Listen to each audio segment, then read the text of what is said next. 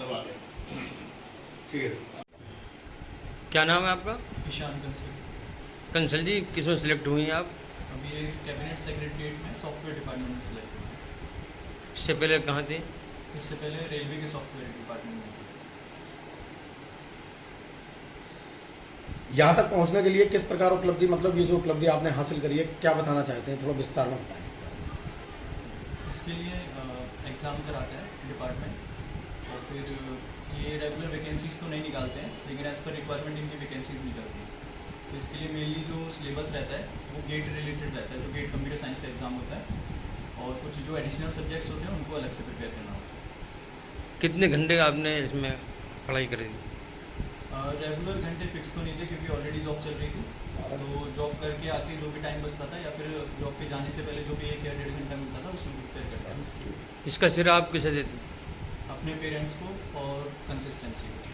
Railway में जो आपकी जॉब लगी थी जी, वो कौन से ईयर में लगी थी? ये लास्ट ईयर लगी थी 2022 में। 22 में। और इसमें अब आपका सिलेक्शन कब हुआ है इसमें, कैबिनेट में? इसमें इसी मंथ हुआ है। एग्ज़ाम कब इसके कंडक्ट हुए थे? इसका जो नोटिफिकेशन आया था वो लास्ट ईयर दिसंबर में आया था, और फिर ऑलमोस्ट ये मई या जून में इसका एग्ज़ाम हुआ था, और जुलाई में इंटरव्यू।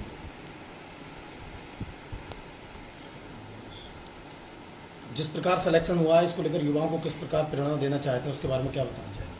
उनको बस यही बोलना है कि वो ये ना सोचे कि हम लोग मेट्रोपॉलिटन सिटी से नहीं है तो हमें बड़ी बड़ी कोचिंग नहीं मिल रही है तो हम ये चीज़ें अचीव नहीं कर सकते। बेसिकली आप घर पे रह के भी ज़रूरी नहीं आपको कोटा जाना है, दिल्ली जाना है, या फिर किसी और सिटी में जाके प्रिपेयर करना है। आप कोई भी ऑनलाइन कोर्स परचेज कर सकते हैं, घर पे रह के प्रिपरेशन कर सकते हैं, और सेल्फ स्टडी से भी हो सकता है। इसकी आगे की मंजिल और क्या रहेगी आपकी अभी? अभी मैंने एज सच कोई प्लान किया नहीं है, क्योंकि जो डिपार्टमेंट जिसमें सिलेक्शन हुआ है वो ऑलरेडी काफ़ी अच्छा डिपार्टमेंट है, तो अभी तो मेरी फ्यूचर प्लानिंग यही है कि मैं इसमें अच्छा करूँ। नगरवासियों को क्या संदेश देना चाहती हूँ अपनी कामयाबी पर? मैं बस यही संदेश देना चाहूँगा कि जैसे मैंने पहले भी कहा कि आप बिल्कुल भी ये ना सोचें कि आप बड़े शहर में से नहीं हैं या फिर यहाँ कोचिंग उपलब्ध नहीं है, तो आप खुद से प्रिपेयर कर सकते हैं। सफलता का श्रेय किसे देना चाहेंगे? पेरेंट्स को और अपनी कंसिस्टेंसी को। युवाओं के लिए क्या संदेश रहेगा आज जिस प्रकार आपका सिलेक्शन हुआ है उसको लेकर?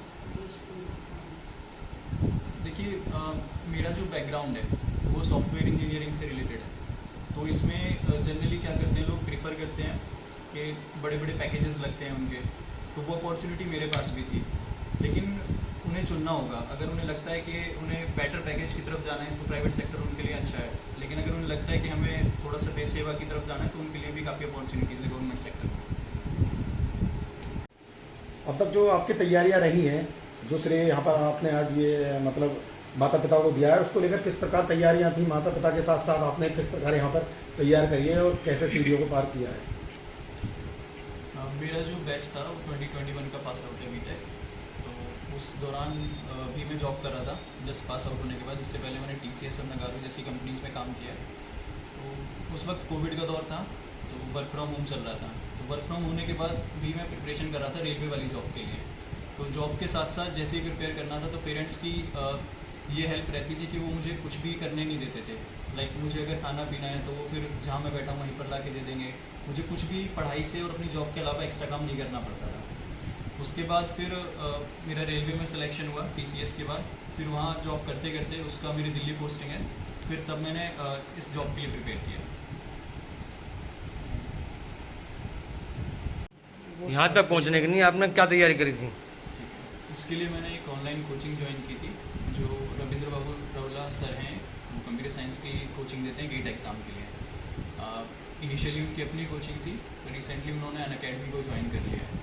तो इससे फ़र्क नहीं पड़ता आप किससे कोचिंग कर रहे हैं, बहुत सारे प्लेटफॉर्म है, अनअकैडमी है, और अब गेट ओवरफ्लो है, और भी कुछ इंडिविजुअल टीचर्स हैं जो खुद से पढ़ाते हैं।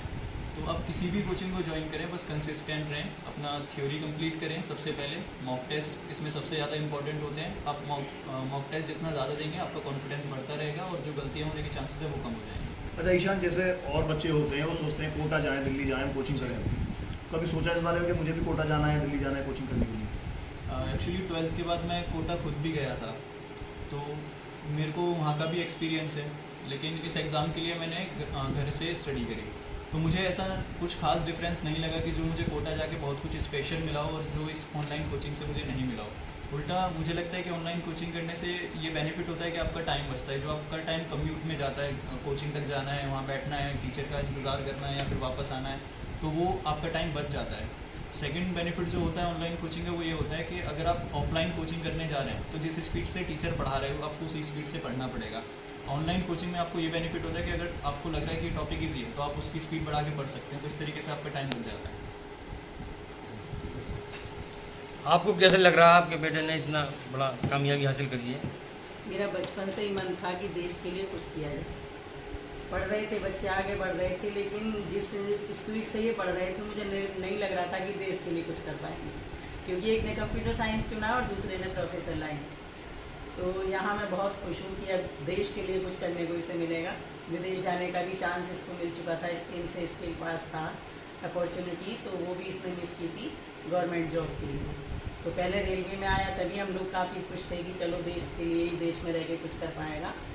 और इस वाली खुशी को तो शेयर नहीं कर सकती मैं, इतनी खुशी है इस चीज़ की। क्या नाम है आपका? लक्ष्मी कंसल। तो बस मुझे यही लगता है कि बच्चे आगे बढ़ते रहें, पर इसमें इसने जितनी मेहनत करी है इसकी और इसके भाई की मेहनत सबसे ज़्यादा है। भाई ने भी इसको ये कह दिया कि भी पीछे मुड़ के नहीं देखना है, तुम्हें जो करना है करो, घर के लिए मैं हूँ। इस बीच बहुत सारी परेशानियाँ भी आई, ऐसा नहीं है कि इसकी पढ़ाई में नहीं आई बाधाएँ। मेरी भी तबीयत ख़राब हुई, इसके पापा की तो बहुत ज़्यादा तबीयत ख़राब हुई। पहला गेट का जो एग्ज़ाम था ये मिस कर दिया था इनकी तबीयत ख़राब होने के चक्कर में, लेकिन दूसरी बार फिर से वापस से खड़े होना एक बच्चे का ही एहसास है। इसके लिए मैं इसी को श्रेय दूंगी कि इसने, और इसको मोटिवेट करने में इसके भाई का, आयुष कंसल का सबसे बड़ा हाथ है। इसने यही कहा कि भाई घर की जिम्मेदारियां मैं देख लूँगा, आप बस अपना देखो, कुछ आगे बढ़ो, जो मैं नहीं कर पाया वो तुम आगे करो। आप क्या कहना चाहेंगे? मैं ये कहना चाहूँगा कि ये जो सारी मेहनत है वो सबका सपोर्ट और इसकी अपनी कंसिस्टेंसी के साथ, कंसिस्टेंसी की वजह से है। अगर कोई इंसान ठान ले कि हमें कुछ करना है और उसके पीछे लग जाए, कंसिस्टेंट रहे, तो वो हाइट्स को अचीव कर सकता है। ऐसा ही हमने इससे एक्सपेक्ट किया था और इसने ऐसा करके भी दिखाया। क्या नाम है आपका? आयुष कंसल। आपके छोटे भाई हैं? हाँ, ये तो छोटा भाई है।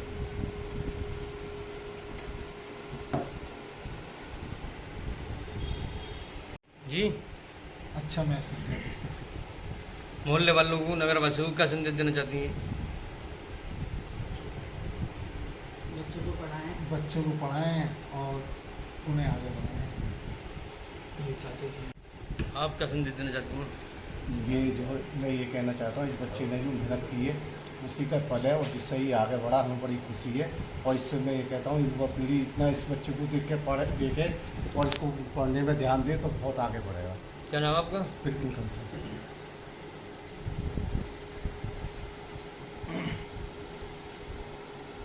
बोलिए, हाँ वीडियो भी बनाइए।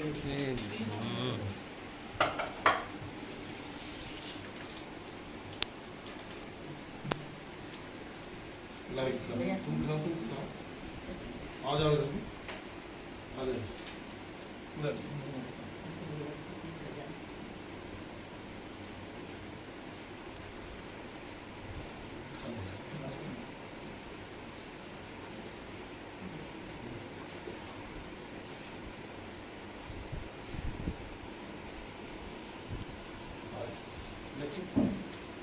थोड़ा